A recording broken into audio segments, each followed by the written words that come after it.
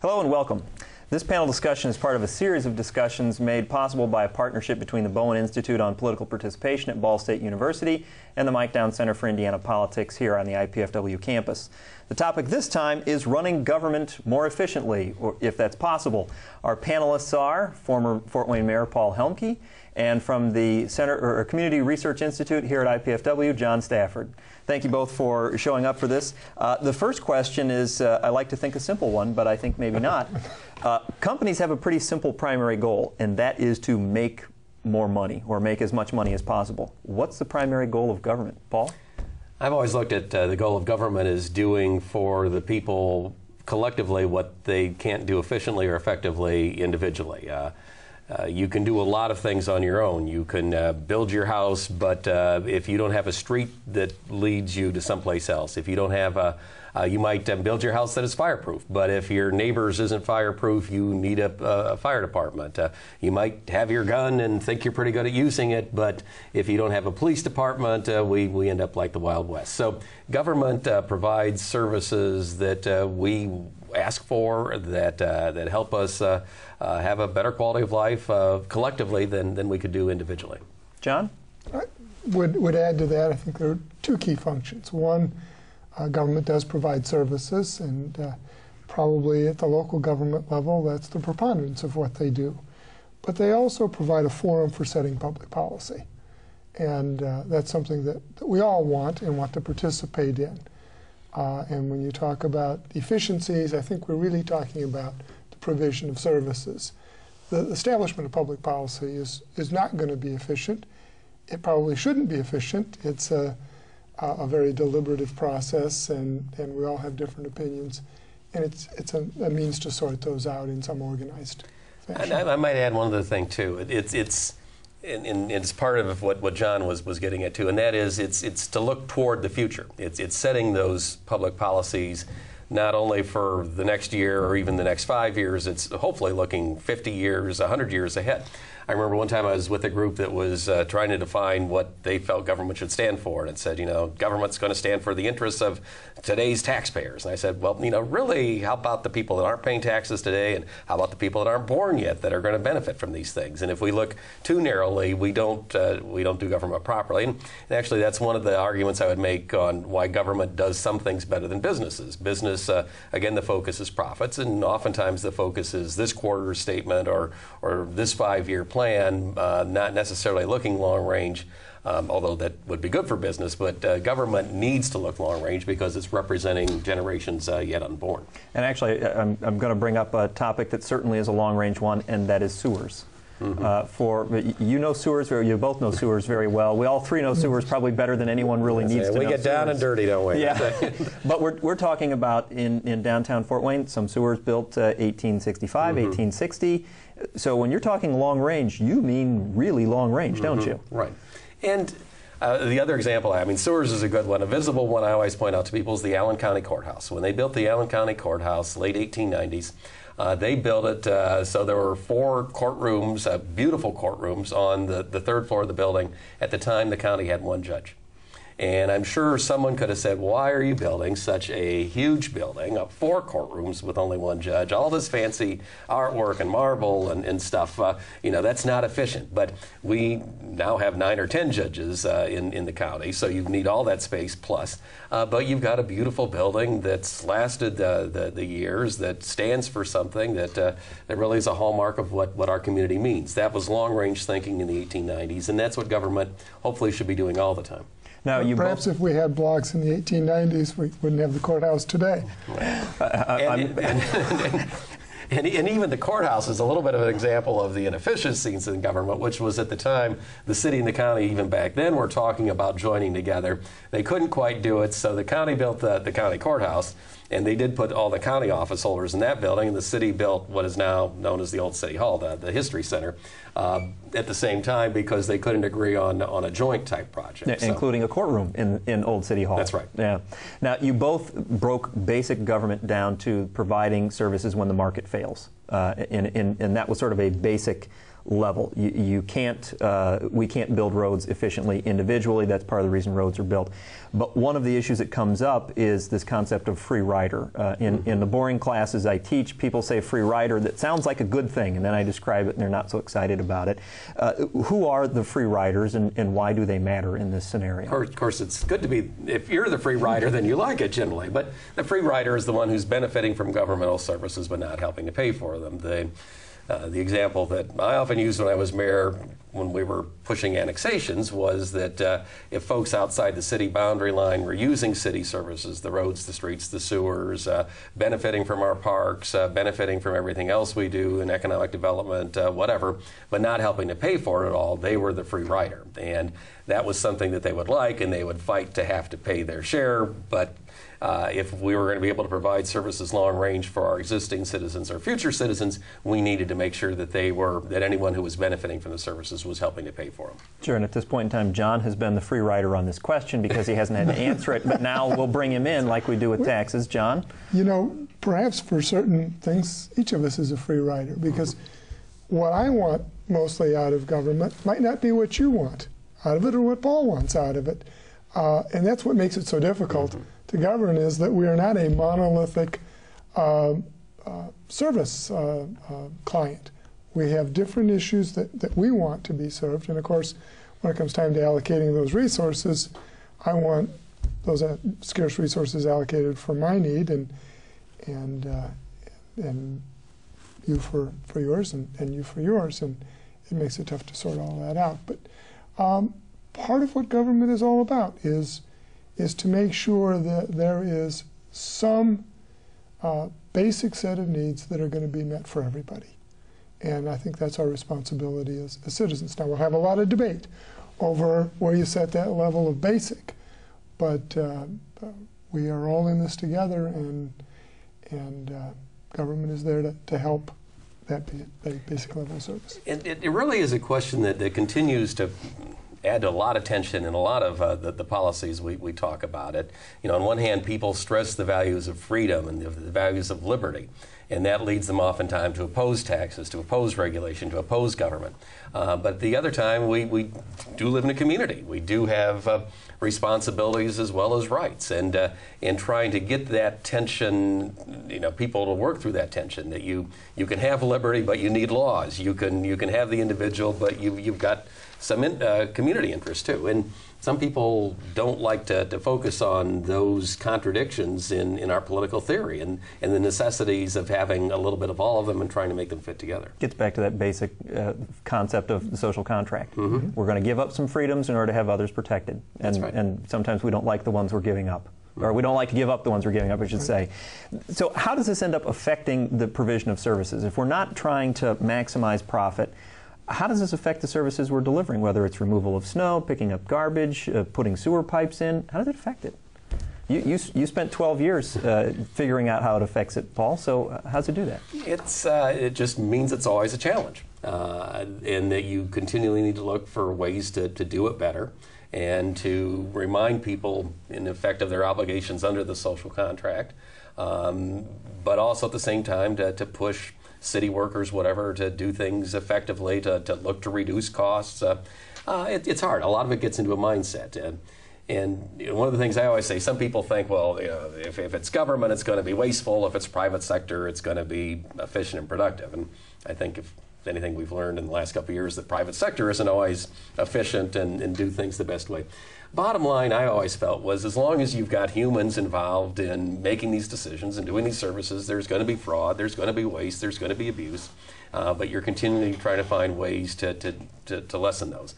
In the business sector, you figure if there's too much fraud, waste, or abuse, that company is eventually going to go under, but government isn't going to go under, so that's why you need to make sure government's working, but you might have more problems than you do with the private sector sometimes. So you look for ways to maybe privatize some things, to partially privatize some things, to competitivize some areas.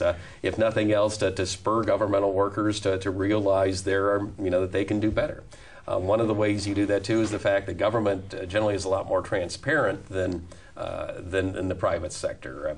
I'd always tell city employees, if you screw up, in effect, you're going to be on the front page of the paper. The lawyer that screws up, the doctor that screws up, the factory worker that screws up probably isn't going to be in the front page of the paper. That should be part of what spurs you to hope to do better, hopefully, that you're the shame of messing up. But it is a challenge. It's a continual challenge, and you just always have to look for ways to try to do things a little bit better and keep people thinking long range. John, how would you describe the effect that the lack of profit motive has on the delivery of services? You've got a public question there, a public policy question of what services to provide and at what level. And once you've established those, and in the private sector, the ability to turn a profit establishes those two. In the public sector, it is public policy. It's elected officials that make those decisions, trying to do what they believe their constituents want or need. But then when you go to implement those services, and Paul touched upon the ability to bring some competition into the playing field. And I think that's important, that there are a variety of ways to provide services, either directly by government itself or contracting for them, and a lot in between. But being able to do it in at least a controlled, competitive environment is likely to get us towards the efficiencies that I think we'd all like to see in use of our tax dollars. Let's talk a little more about those business principles. We hear people say they're going to run government like a business, but we've already established that's not really possible because there's a different primary goal. How do you apply those business principles to government then? Let's get a little more specific. When you talked about privatization, it's worked someplace, it's not worked some other places. How does it work? How do you know it's going to work? Of course, if you know that, you can make a lot of money selling that service. But and of course, again, after the business failures of the last year or so, people are now saying maybe we should run business like government. I know you can look at it different ways. Again, if there's people involved, you're going to have problems. I think the main lessons, first of all, is to realize that government isn't business. We're not in here to make a profit. We're not in here to maximize short-term results for the shareholders. We're not here to get our stock value up today over yesterday. We're here to look long range, again, for the community interests of all of us here and hopefully years to come. So that is a different mindset than business. The things we can learn from business, though, are delivering services more efficiently, changing with changing times, recognizing new technologies, accepting advances that come in. And that's, I think, in a way, the biggest problem for government is we change too slowly in too many areas. I mean, structurally is the most obvious one. We're still basically, in Indiana, dealing with an 1850s structure of government. It's almost as if we hadn't invented the phone or the car, much less the internet yet. Whereas in the business world, they're continually changing territories, changing methods, changing delivery systems. Maybe sometimes not as quickly as they should have in the automotive industry or something. But they're continually changing because if they don't, they know that they'll eventually suffer. Government, since it figures it's always going to be there, doesn't do those things. So it's trying to get people aware of change and use change to help us do what we're supposed to be doing. But structurally, there are some reasons that government can't change. I mean, there is always the possibility, as one government employee said it once to an appointed person, I was here before you, I will be here after you. Basically saying, I'll do the minimal amount of work I have to do, and then when the next mayor gets elected or governor, whatever it is, you'll be gone, and the next wave will be coming in. So there's something structural that's going to keep it from changing too fast. Right. And I heard that when I came in. That's why I stayed there 12 years. And there were still some that were there. But it's and that's where you just have to keep pushing and pushing harder. And I would add, though, there is no reason why government can't take advantage of some of the things that have been done in the private sector in the way of providing certain services in the most efficient manner possible. And they are doing that. There are plenty of examples all across the country where governments have modernized, improved efficiencies, improved operations of specific services. Again, once you've determined that service and the level you're going to provide it, I think you have an obligation to do it as efficiently as you can. You're never going to be perfect about that, neither is the private sector, but you should be striving to do that. And sometimes what gets in the way of that is what we've talked about here. There is an inertia in the public sector sometimes that, and public employees are different than employees in the private sector in that they have a significant role in the electoral process too. And that creates some differences when you try to bring those efficiencies to bear than sometimes you see, and often you see in the private sector, not seeing those difficulties. But earlier, Paul, you said that a company will simply go under if they're not doing things well. Is that what the election is? Is it our chance as voters to say this company's going under and we're going to put in a new CEO? In effect, and that's where, as voters, as citizens, we have more power, actually, than most shareholders have in their companies, because it's tough to you don't really run. You might have a hostile takeover here or there. So it's going under. But that means that generally the elected officials, at least looking in terms of if they've got a 4-year term like a mayor does, you're looking at a 4-year cycle, or a governor, and you strategize things because of that. I would do this. I know Mitch Daniels was telling me he was doing the same thing. You do the controversial things in the first year or so, or try to push those through, and then hopefully by year 4, when you're up for review by the voters, you can show that that decision, while controversial in year 1, has now paid dividends in year 4, and this is why you should continue to give the person another chance. But you can change the people in government, but the thing I was referring to was it's hard to change some of those areas that are there. It's hard to get rid of township government. It's hard to consolidate units that are doing the same thing. And in the business sector, you could get rid of unproductive units much more quickly. In government, it's hard to get rid of those units. It's harder to get rid of the employees, but it's hard to get rid of employees in the private sector too. And that's where leadership comes in. If you can motivate someone who works for the city, this is what you should be doing. In the private sector, the person that could slow things down oftentimes isn't sharing in the profits, or maybe you can let them share some, but they go up and down with that too. Government's different. There's challenges that are different, but there are great people with government too. And people that get into government are usually motivated by different things. They're motivated by a sense they want to do good. They're motivated by serving the public. They're maybe motivated because you figure they've got a job when everybody else is going under, and they've got their good retirement plan. You motivate people different ways, and any exec, whether it's an elected exec or private sector exec, has to show leadership to try to move a large organization forward, which is tough, either private sector or public sector. Probably in the interest of disclosure, should point out you were an elected official. John and I were both appointed or regular old employees. We were the sort of people who said to you, we'll be here long after you're gone. And in John's case, he was. Now, there's a quote that I love from Federalist Paper 51. If men were angels, no government would be necessary. If angels were to govern men, neither external nor internal controls on government would be necessary. This is another element of the structure, though, isn't it? When I was talking about John and me, we were government employees. We were part of the bureaucracy. This is about the basic structure of government in terms of checks and balances and separation of powers. That's why we have government in large measure, because left to our own devices, we have a difficult time sorting out what your rights and my rights and Paul's rights ought to be. And government gives us a vehicle to do that. And I've always liked that quote, too, partly because it points out we're not going to end up perfect here. Men aren't angels. Humans make mistakes. They're going to screw things up. And, any official, whether appointed or elected, is going to make mistakes. It's, the one thing I always told people when I was mayor is I don't have the luxury of waiting 2 years to criticize it. I had to make a decision then, and even inaction is a decision on things.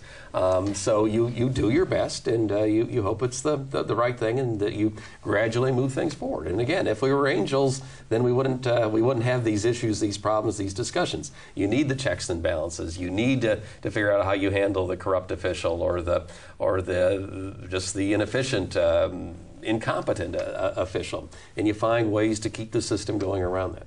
We're part of a fabulously complicated yet simple system in that we have a federal form of government. National government has some authority, state governments have some authority, they share some powers, or there's some concurrent powers. And that structure has allowed us to be laboratories occasionally on the state level to figure out ways to deal with problems, but it comes with some negatives too. Is the federal structure, you've been talking locally, Paul, that township and county city structure might be one of the impediments to being more efficient, not necessarily in a bad way, but certainly one of the issues that has to be dealt with. Is the federal system part of this problem as well? Yeah, I mean, the more I deal with the federal system, the more I want to come back and deal with local government. And again, when you set up a system to make it hard to get things done, and that's what we've really done at all levels of government, then it is hard to get things done. And the benefit of that is that we don't rush headlong into to some extreme type position usually. But sometimes when you want good things done, it's hard to. I mean, the thing I'm hearing from a lot of people at the federal level anymore is this discussion, why does the U.S. Senate require 60 votes to pass everything? It's not written in the Constitution that way. The old filibuster rules a la Jimmy Stewart, Mr. Smith Goes to Washington was you had to keep on your feet and keep speaking to filibuster. Now it's just sort of you hold your hand up, say, I declare a filibuster. Now we need 60 votes to pass everything. And since Montana gets 2 votes and South Dakota gets 2 votes and all these states, in effect, you have a very small, it's not 40% holding the rest up, it's closer to 25% can hold things up. And that makes it tough to get things done, and really is one of the things they ought to look at the federal level. The other problem with the federal level is just that it is a huge bureaucracy, and you've got to go through the House and through the cabinet officials and deal with the states and deal with the locals. I like local government because, if there was something I wanted fixed, you could send the street department there that day, or have the police respond, or the fire department get there. At the federal level, a president, as an executive, has trouble getting anything done right away, and the elected, the senators and House members, I'm not sure, they have to get so frustrated because it's so tough to get anything done that you want to have done. Yeah. But they help make it that way. I know. So if we were going to try and make something work better, you both seem to have some admiration for the system of checks and balances. Are we better to look for ways to simply improve the processes? In other words, better ways to fill potholes, better ways to allocate money, change the rules about filibuster? Or are we better off looking at changing the entire structure, doing away with the system of checks and balances, or modifying it, not doing away with it, modifying it? John? Okay. Well, I've had a lot of involvement in this question over the past 2 years with my role in the Curtin Shepard Commission. I think there are structural things that we can do to make government more transparent, more understandable, and more efficient. Our structure has not changed radically in a long time.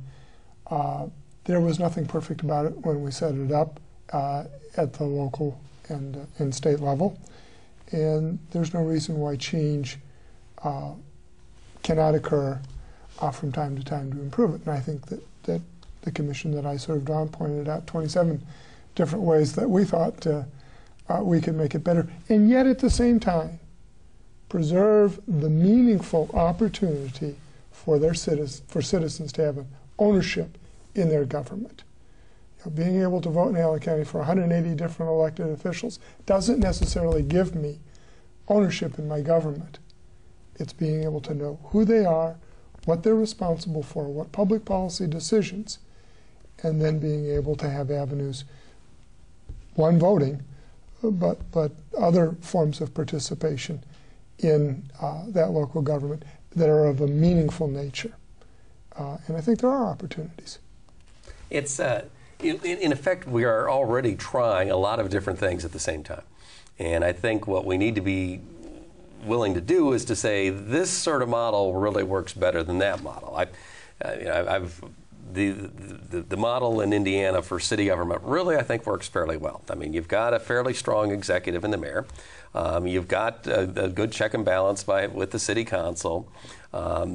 People sort of have an idea what a mayor does. It's usually a high-profile election. They have an idea what a legislative body is supposed to do to check that, and you can figure out who to hold responsible or who to yell at or whatever. But at the same time, then we have the county government model, which is everybody's sort of an independent dukedom with a triumvirate on top, and triumvirates don't work real well in history except for knifing each other, and dukedoms don't always work real well, but you've got that model. Then you throw in the township model, which is sort of not even the same as either of those, and other states try different versions of these things. Once you've looked at these, figure out what works, and then let's go more toward that. If you've got a geographic reason for doing something else someplace else, do that, but make the choice. In effect, instead of making the choice, we just, in effect, let our ancestors 150 years ago or whatever make the choice for us, and we haven't really revised it much since then. And that's the mistake. Federal level, state level, local level, I think we should continually be looking at what we do, why we do it, whether there are better ways to do it. Yes, you want checks and balances, but yes, you also want government to be able to act when it's necessary to act. So how does the citizen take ownership here? I mean, this is the real question. We want, in an ideal situation, we want people to be informed on issues. We want them to know the policy positions. We want them to go out and actually register to vote and then go vote. How does somebody take ownership of this? It's difficult. It's and I think part of the response. I mean, I think anyone who cares about making government work needs to be a part of that process. The politicians, the elected, the appointeds, just the neighborhood people, the media, all need to talk about this. And to a lot of people, it's boring. They'd rather talk about the campaign, a political campaign. That sometimes is exciting, although I even tell people, like you say, we've got all these elected offices. How many times have we seen an exciting surveyor's campaign in Allen County? My lines are straighter than your lines, or a coroner's campaign. I, cut up the bodies better than he does. You don't really even have good campaigns, except for a mayor or a consul or maybe a commissioner type slot, a sheriff type slot sometimes. So let's focus.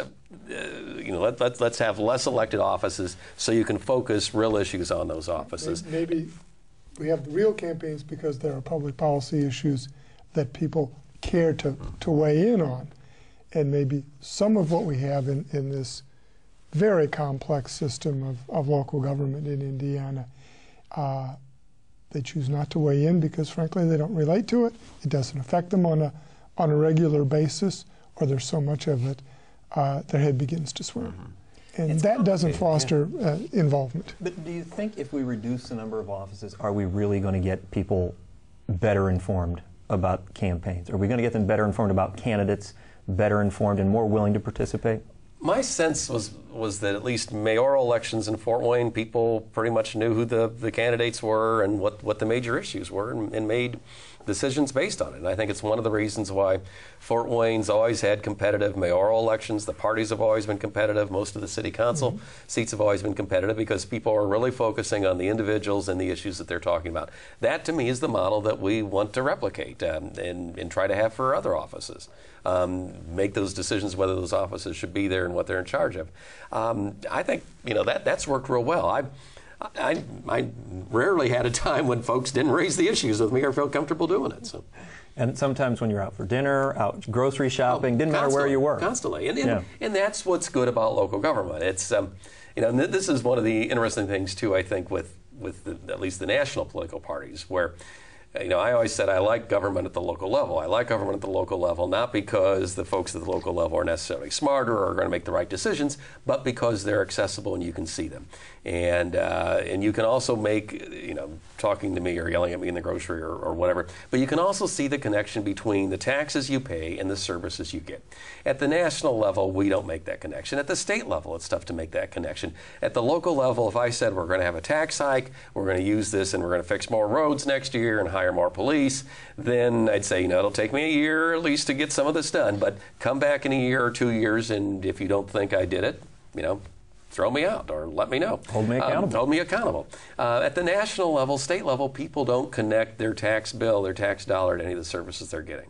At the local level, they do, which is why I think we should try to have more done at the local level when that makes sense. Yeah.